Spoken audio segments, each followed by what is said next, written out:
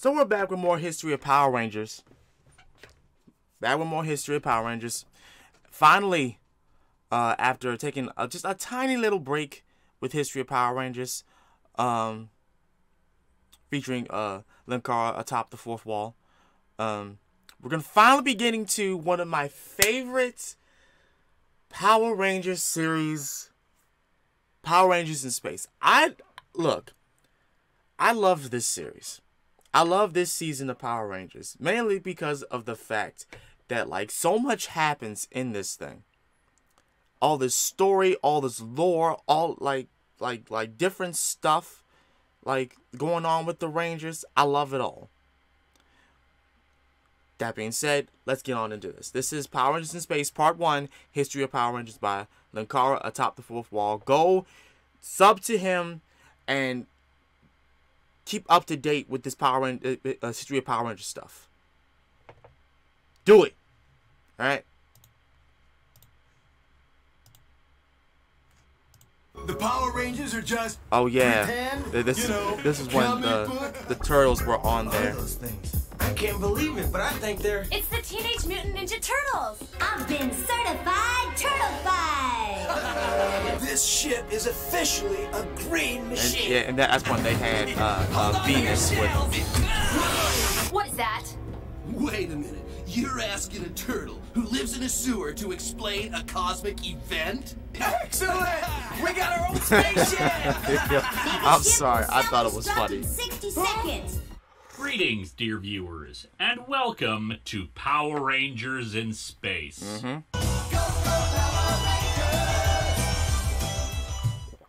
Behind the scenes of Power Rangers Turbo, as I said last episode, there was some discontent in the production team about how to proceed with the Sentai footage they had. Right. But if the idea of adapting a parody of Sentai into Power Rangers proved difficult, Mega Ranger, the Sentai that In Space was based on, proved even more of a challenge. Early production information that Saban had received about the series showed spaceships, concepts for space-themed designs, and the idea of fighting an evil alien force in the depths of space.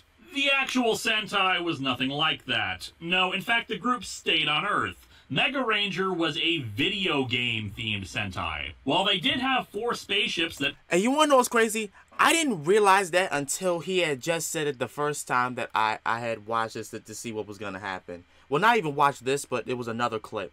That was an older clip. But yeah, that's crazy. It was supposed to be a video game Sentai. Who knew?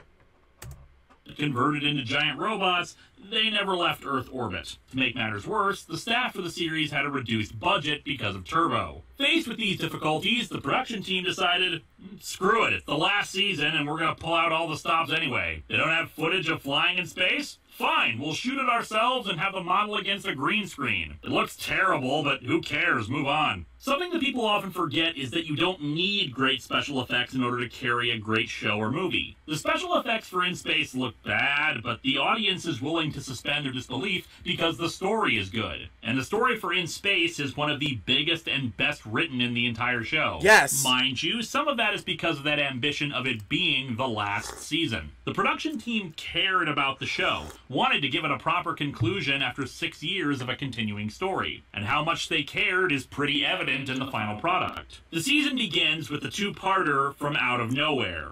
At the Sumerian planet, there's a gathering of the United Alliance of Evil. The villains of the show are all here. Zed, Rita, Master Vile, Mondo, Machina, General Havoc, and of course, Divatox. Mondo and Machina don't look like they're in the best of shape, which is understandable. I'd say it's likely that the Alliance only recently rebuilt them, and given the state of the Empire at the end of Zeo, they're probably in no position to strike out on their own again. Divatox is gloating about her victory over the Power Rangers when she runs into Rita. This is where we also learned that none of the female villains get along.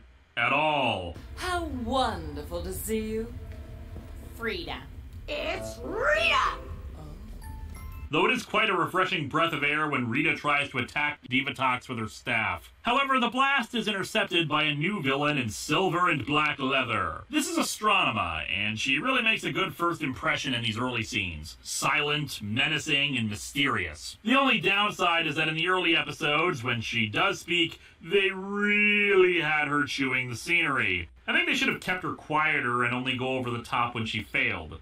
What are you doing here? Quantrons, throw him off my dark fortress. Still, like I said, the very first time we see her, it's quite well done. Also among them is a figure wearing a very concealing robe who just walks around the evil forces, watching, waiting, and observing. This is also a good time to talk about the theme song. Ron Wasserman once more brings his talents to it, and like all of his work, is pretty damn addicting. Especially the beginning countdown and the raw, cheesy Wait a minute, Ron glory Wasserman of made this song too? declaring, Oh.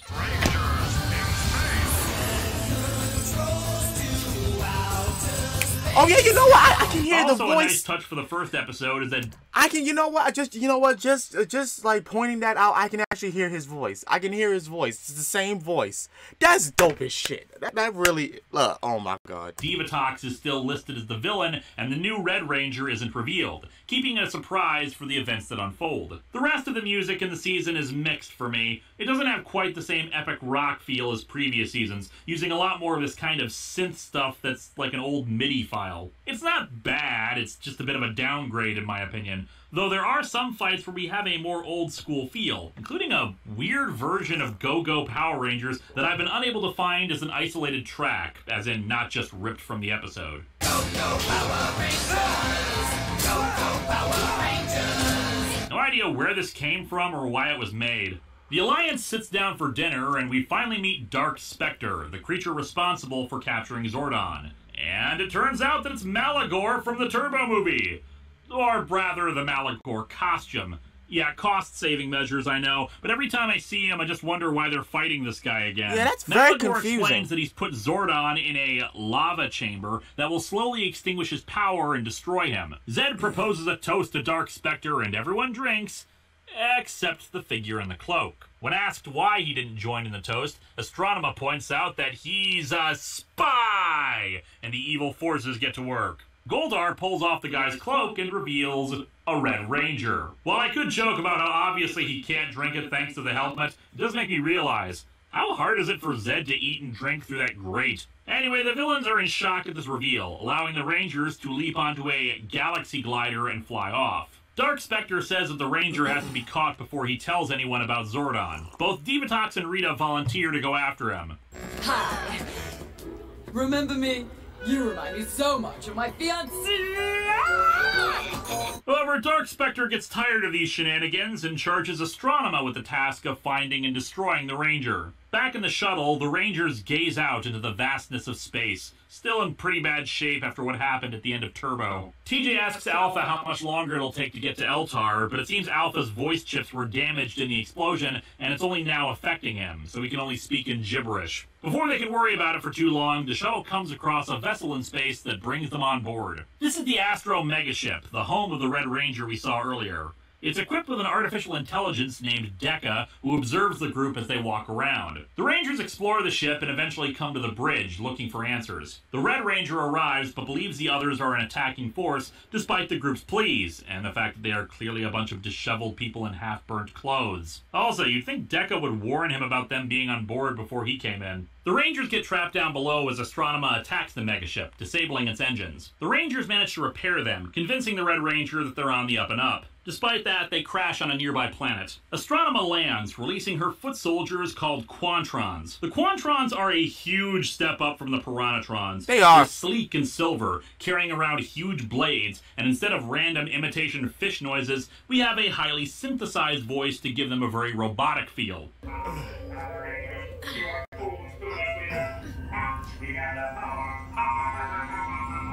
The Red Ranger goes out to face the approaching forces, and the Rangers insist on coming along to help. They fight valiantly, but it's pretty apparent that without their powers, they're outclassed. The Red Ranger, however, manages to fight them off. He demorphs, revealing Legolas! Or rather, his name is Andros. Surprisingly, he's human. Earth isn't the only place where humans live.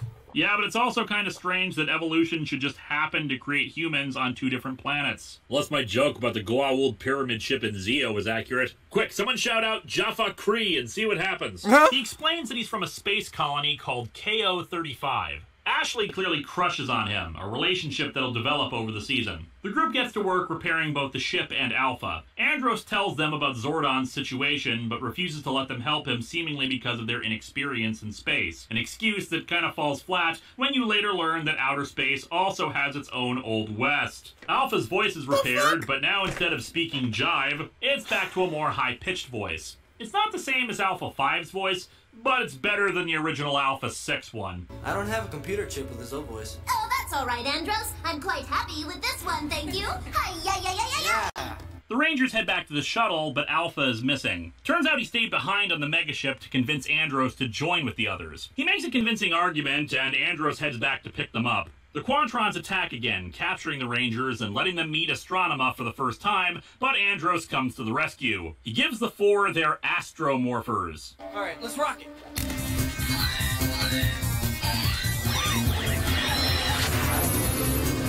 The only major changes here are that TJ becomes the Blue Space Ranger and Carlos the Black Space Ranger. I like the Space Ranger uniforms. Me too. They're pretty simple and streamlined, along with helmets that have a very alien look to them, if that makes any sense. I admit I don't quite understand the color squares in the front of the outfits. Yeah, I know they match their colors, but why just a bunch of colored squares? But otherwise, they're cool. Astronema launches another attack with fighters, and the Rangers head back to the megaship. Alpha hooks the power chamber black box into the computer system, revealing that the shuttle and the megaship were always meant to hook together to form the Astro Megazord, as part of a plan set up by Zordon. This actually kinda makes sense. I never did understand why the Nasada director was so quick to trust Justin's word that the Power Rangers needed the shuttle, but it'd make sense if Zordon had contacted him in advance and made sure that the Rangers could use it in the event of an emergency where they needed to head into space. Well, I mean, besides for that time where they teleported through space to a ruined planet. Right. The Astro Megazord is pretty cool too. As opposed to previous Megazords, it's just two objects, the Megaship and the shuttle, instead of 5 Zords. And hey, considering how little screen time the Zords usually get operating as individual crafts, it's good that we keep things simple here.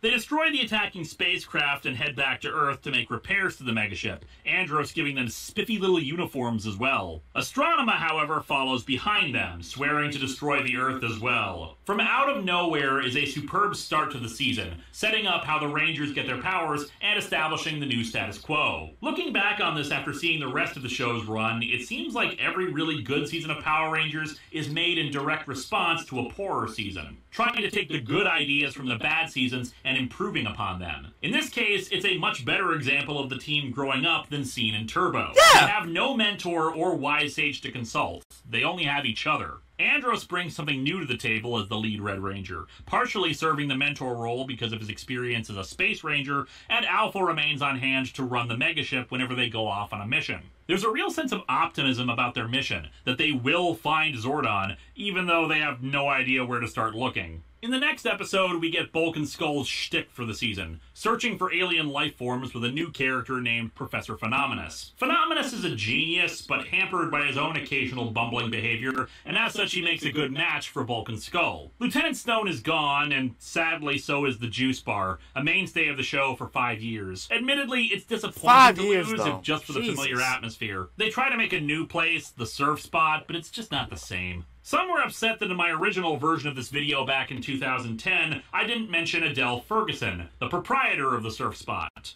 And now I have mentioned her.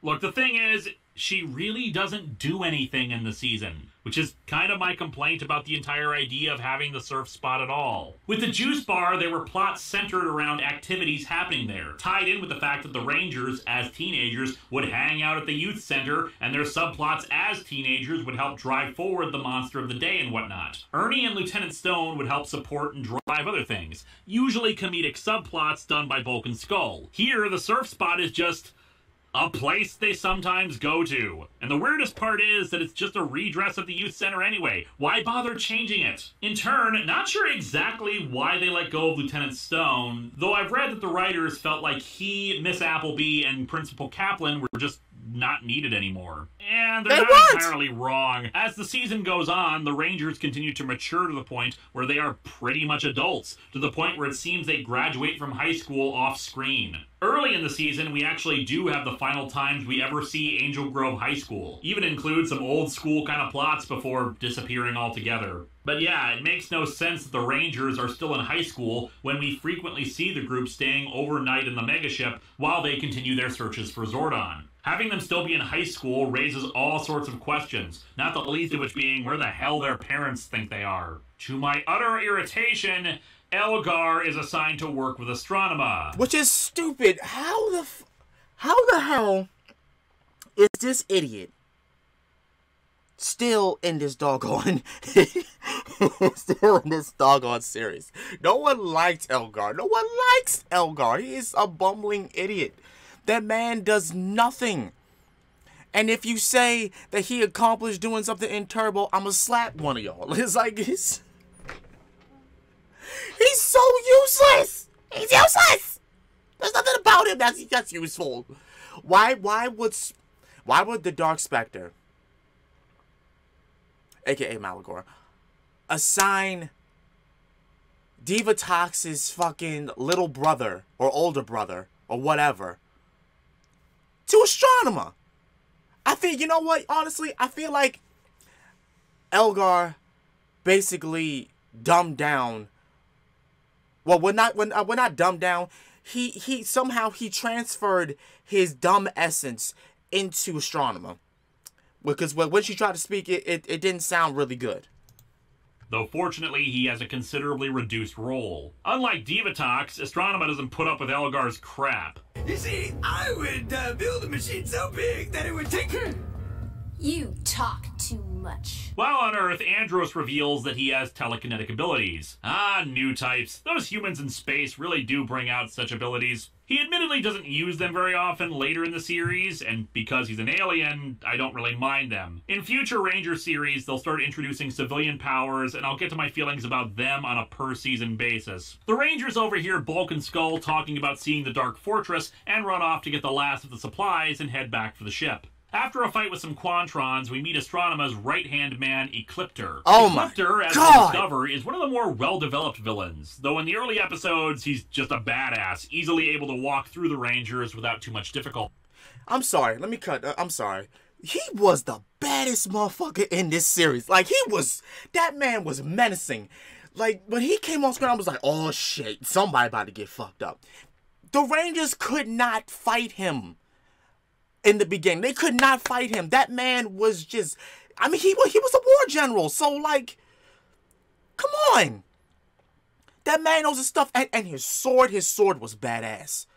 Oh, God. He was awesome. I loved Ecliptor. However, we've now reached a point that I've been dreading.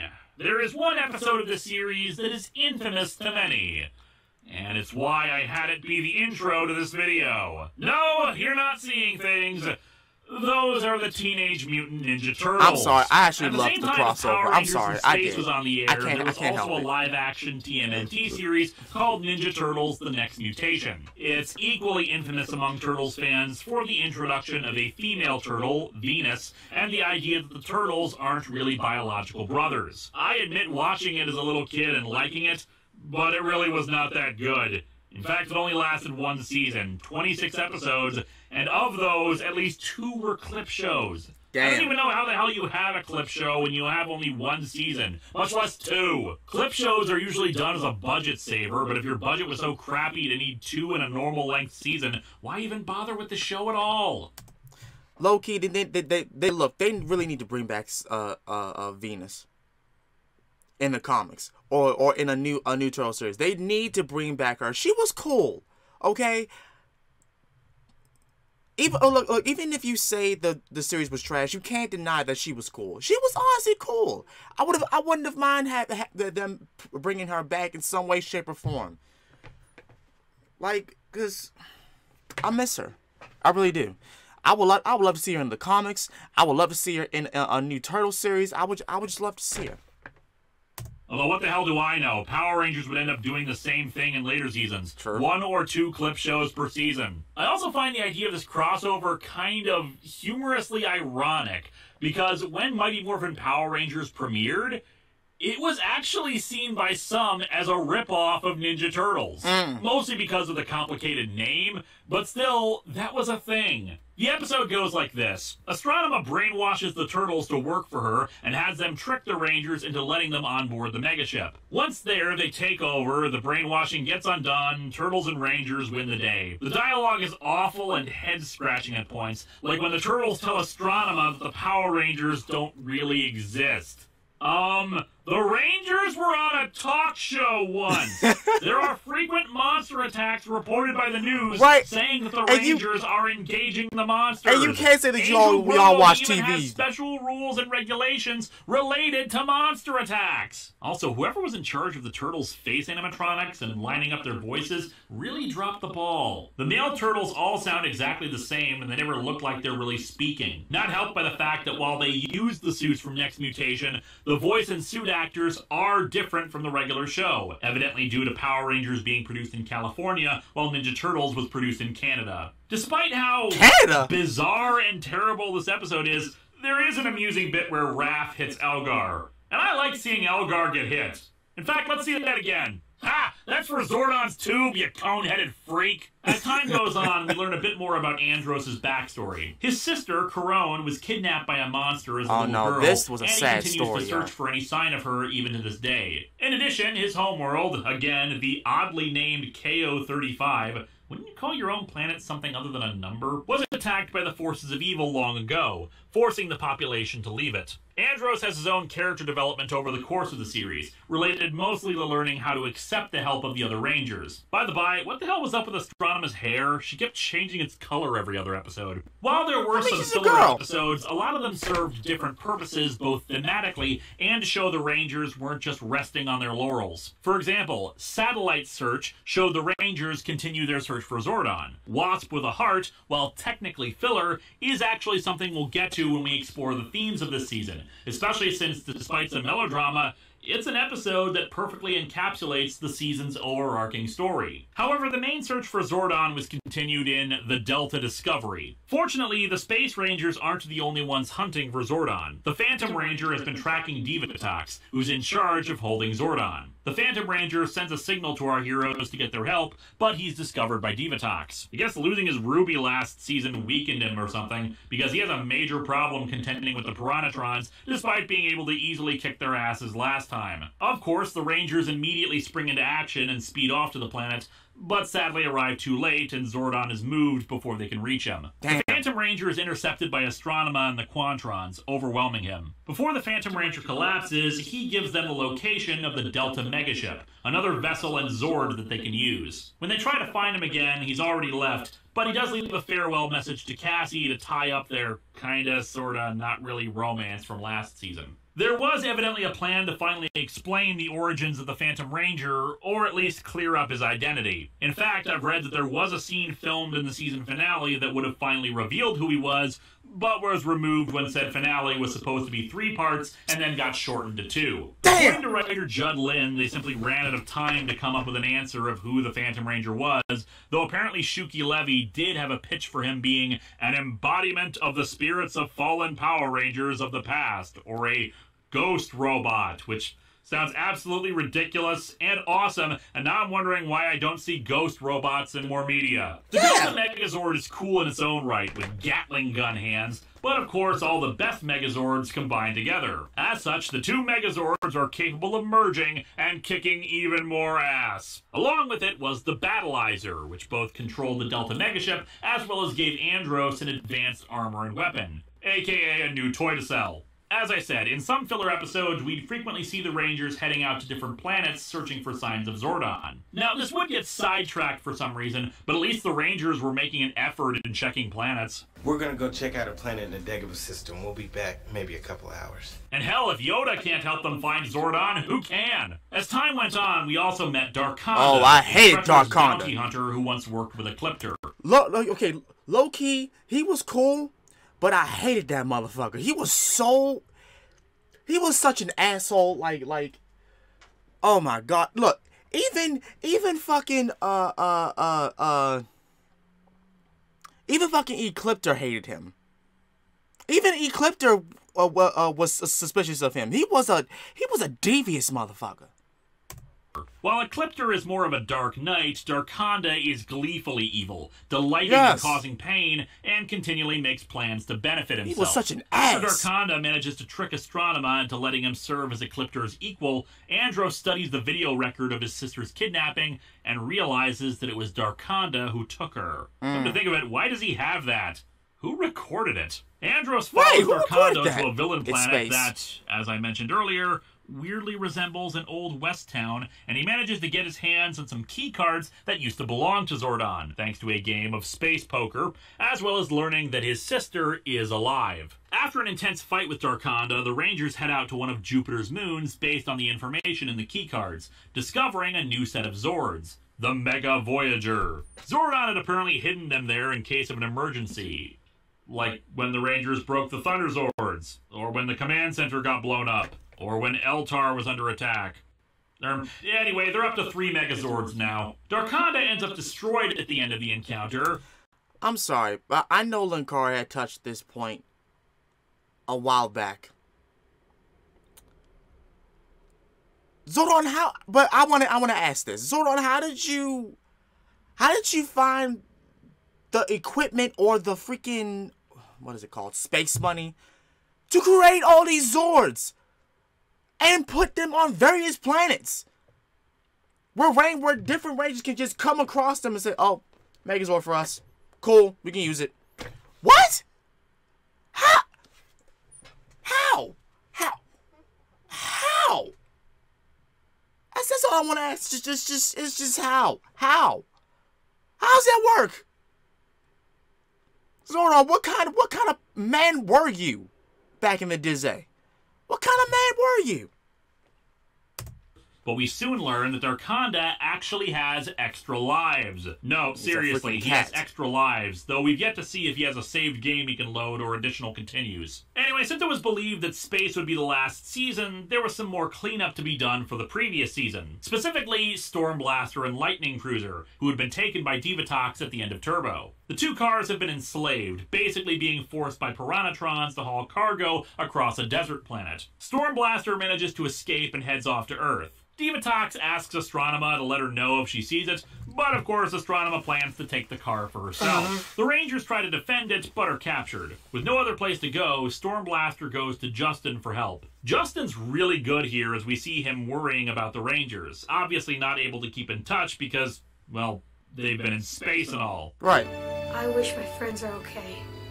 Stormblaster brings him to the others and reveals a spare morpher for his turbo powers. Admittedly, no idea where the power for the morpher comes from, since the Rangers lost their powers when Eltar was conquered, but if I had to hazard a guess, it's probably tied directly into Stormblaster. Either that, or the power loss for the turbo powers was only temporary and the Rangers just didn't know. The point is, as the episode is titled, it's True Blue to the rescue, as Justin comes to the aid of the others. After destroying the monster, the Rangers head off to rescue Lightning Cruiser and succeed. However, we never see them aiding the group anymore like they did before, so we never learn their ultimate fate. My guess is that they joined up with Justin to defend the Earth in whatever city he ended up moving to at the end of Turbo. We never see Justin lose his morpher or anything, so one can probably assume he still has it at the end of the episode. The end with him saying goodbye really highlights the better writing for the season. I think about you guys a lot.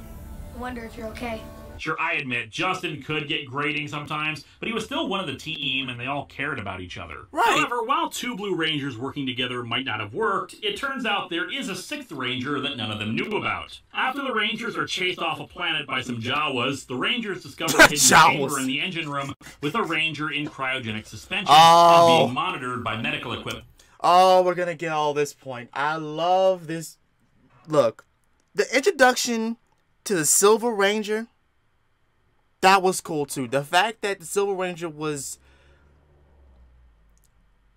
Andros' best friend, and he was keeping tabs on him to make sure that he was still alive. That was a great plot. I loved that plot.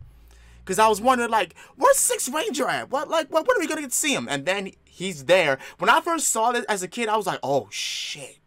what the fuck happened to him? I was so invested in this, it was ridiculous. Andros reveals that it's Zane, the Silver Ranger. My man Zane used to be a team until the day Dark Spectre's forces attacked KO-35 and wrecked it. During the fight, Zane destroyed a monster, but took the full force of its explosion. Zane was alive, but severely injured. Andros put him in the cryogenic tube with the hope that the unit would heal him over time. However, there's no guarantee that it'll work, or how long the process would take. As a result, Zane has been in the tube for 2 years. Damn! The incident with Zane helps explain why Andros preferred to work alone and didn't want to have the others join him at the beginning of the season. He didn't want anyone else to get hurt, and it was just safer to work alone. While he doesn't blame himself for the incident, he owed his friend for saving his life, possibly at the cost of his own. Ashley asks him why he never told them, but he doesn't answer. My guess would be that he didn't want them to know firsthand that sometimes a Ranger doesn't survive the harsher aspects of the superhero life. After all, Zane has been in the tube for 2 years now with no guarantee that his condition is improving, so he might as well be dead anyway. And it's entirely possible that it could happen to the rest of them. Damage to the megaship forces the crash of the Jawas attack it was so good. They do more external damage to the ship, Freaking which naturally Jawas causes the healing chamber where Zane is stored to malfunction. Oh, he shit. flatlines, but the jolt wakes him up. He comes out none the worse for wear, and the team unites to destroy a monster. Zane has his own special weapon, the Super Silverizer. It's a gun that becomes a sword, which of course makes it awesome. Zane himself, personality-wise, is kind of a smug bastard, but loyal and friendly. However, we quickly learn something's wrong with him. He keeps demorphing when he doesn't want to. Hey, you shouldn't demorph here. Someone might see you. Oh no, someone might not recognize him. What? Alpha examines him and discovers that while he was in his morphed state in the cryo chamber, his morphing power was slowly leaking, like a parked car that's still running. He needs a concentrated burst of electrical energy right into his body, so he heads for a lightning storm and holds up his morpher. This is the sort of thing that usually results in a Darwin Award, but instead it fully revitalizes his powers. Following that, Zane rescues Astronema when one of her monsters starts attacking her. This builds towards the idea of the two getting into a romance, but sadly nothing really comes from it, because Zane has to miss their date to stop a monster. In the following episode, though, Astronema still seems to be pining for him. However, the real thing to note is that Astronema ditches her black leather for a few brief minutes. Now, isn't that interesting? Zane briefly leaves the team for a few episodes when the Rangers, while tracking an energy source that may be Zordon, discovers a force of rebels from KO-35. Zane decides to stay to help the rebels against Dark Spectre, but says he'll return when they need him. Following this, there was one more team-up with a former Ranger. Always a chance. During a fight with a monster, Carlos accidentally hits Cassie with his weapon, severely injuring her arm. Carlos, worried about possibly hurting her or one of the others again, keeps second-guessing himself and considers leaving the team. He engages the monster again single-handedly, but he's almost defeated if not for someone stepping in to save him at the last minute. This was cool. I'm sorry, but this was cool. And it made sense. It's great to see Adam in action again, just wailing on the monster and forcing it to retreat. Adam offers to help Carlos do some training to help hone his skills so he'll be less likely to make mistakes. After a training montage and an attempt at blind fighting, Carlos still is shaky and questioning himself. I can't do this. You're wasting your time. I'm no Power Ranger. Man, I can't believe this guy. After Carlos sulks off, Adam and Alpha talk, with Adam commenting that he sometimes wishes he was still a Ranger. Turns out he even still has his old morpher, though Alpha insists that he not use it. The power coins were destroyed, which means morphing could destroy you. Don't worry, Alpha. It was just a thought. It's quite an interesting thought, though, isn't it? The idea that maybe the old powers are not completely gone. Carlos decides to quit being the Black Ranger, but when the Quantrons attack him and Adam, Adam decides he needs to try using his morpher, even while Alpha and Adam yell at him not to. I'm sorry, this was cool. This was cool, too.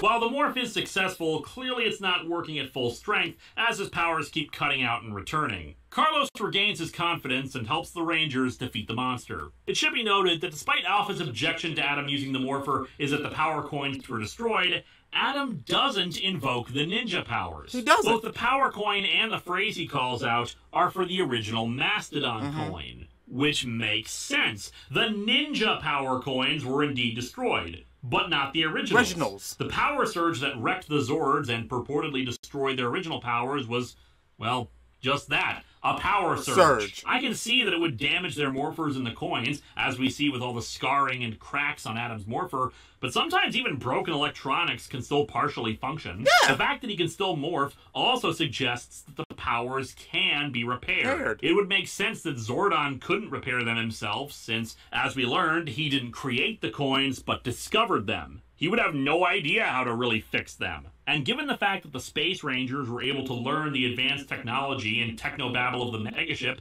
it's not so far out that the Rangers could study the technology behind the morphers and the coins and fully repair them at some point. Exactly. Yeah, I know, it's a bit of a leap, but I think it's the best explanation. That's not a for leap. what we're gonna see That in makes some future sense. episodes. In any case, Always a Chance is a great episode, with some nice introspection and character development for Carlos, plus it's just great to see Adam in the old Mighty Morphin suit. Yeah. Watching the episode as a kid was magical, especially since it's not like there were a lot of spoilers for Power Rangers or trailers hyping the appearance on the internet at the time. It just happened, and by that point, the idea of seeing the original suits and powers at any point after Zeo was shocking and wonderful. The story continues as Andros takes on Darkonda, trying to get more information on his sister. We see yet another flashback to Karon's kidnapping, which can probably be counted as its own morphing sequence at this point, considering how often they've shown it. We also learn Astronema's backstory, that she was left on Ecliptor's doorstep, and he's raised her since she was a child. Ecliptor claims that her family was destroyed by the Power Rangers. After learning that, if you have 2 functioning brain cells,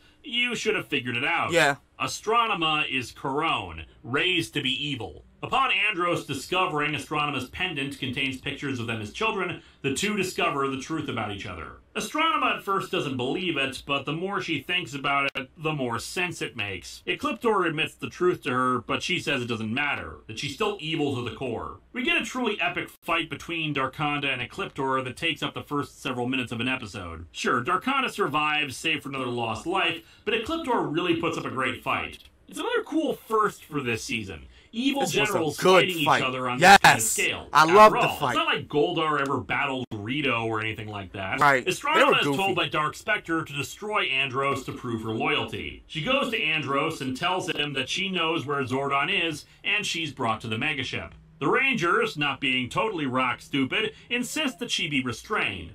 It's understandable. Tommy and Kat in the past were welcomed with open arms, but they were both under mind control. Astronema, on the other hand, has been raised to be totally evil, and the evidence they have isn't enough to fully trust her yet. However, she gives them Zordon's location, and the Rangers speed off to finally find him. There are some really good bits here, like Astronema asking about her and Andros' parents. It's short and lasts just long enough to provide character development, nor is it some cheesy link to her turning good at the end. Astronema makes Dark Spectre believe that she's captured the Rangers, and he lowers the force field around the planet. A squad of Velocifighters, the fighter craft that Astronema launches from her Dark Fortress, escort the megaship, but because the Rangers are uncertain of where they're leading the ship, they change course. An atmospheric storm, however, causes the megaship to be struck by lightning, and they crash on the planet. When Andros checks on Astronema, he finds her gone and the cargo bay doors open. The Rangers conclude that she was leading them into a trap. Because of the possibility that Zordon is on the planet, though, the Rangers go searching through the forest. During a battle, Astronema leads Andros away,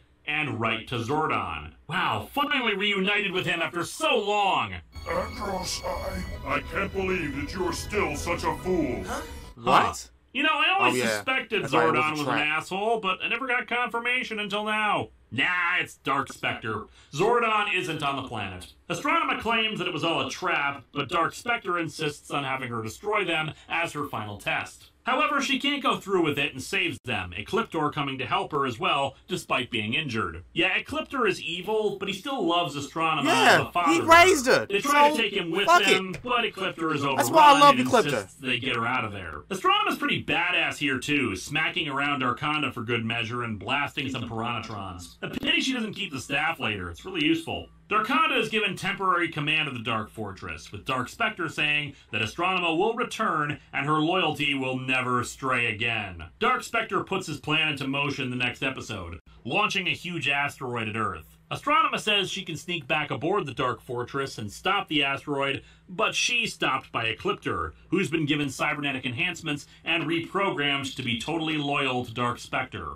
With no other options left, the Rangers use the 3 Megazords to try to push the asteroid out of the path of Earth. However, the 3 Megazords just aren't enough at first. Salvation arrives with Zane, who comes in with his own Megazord, the Mega Winger. After pushing the asteroid away, Andros and Zane travel to the Dark Fortress to try to rescue Astronema, but when they discover her, she's been given cybernetic implants as well.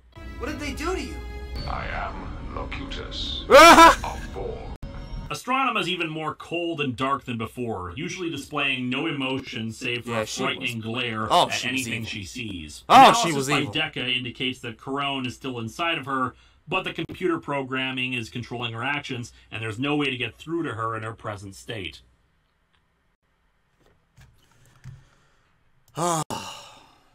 Yeah. That... Hello, my friends. Please be sure to like... Stop. That whole thing was just... And that was part 1. Like, that brought back so many memories of me watching Power Rangers in Space. The story was just that good. And you know what? We're not even in the part where I like the most yet. We're talking about the freaking Psycho Rangers. Part 2. Anyway, you guys, hope you guys enjoyed this. This has been Master Ryo Sakurai. Let me know what y'all think down below. If you have watched Power Rangers in Space, and if you have not, I encourage you, please watch it. Please watch it. It's a good series. It's a good show. It honestly is a good show. If you wanted to see a Power Rangers show that has some depth to it, watch this. I guarantee you won't be disappointed. I guarantee it. I'm out here. Peace.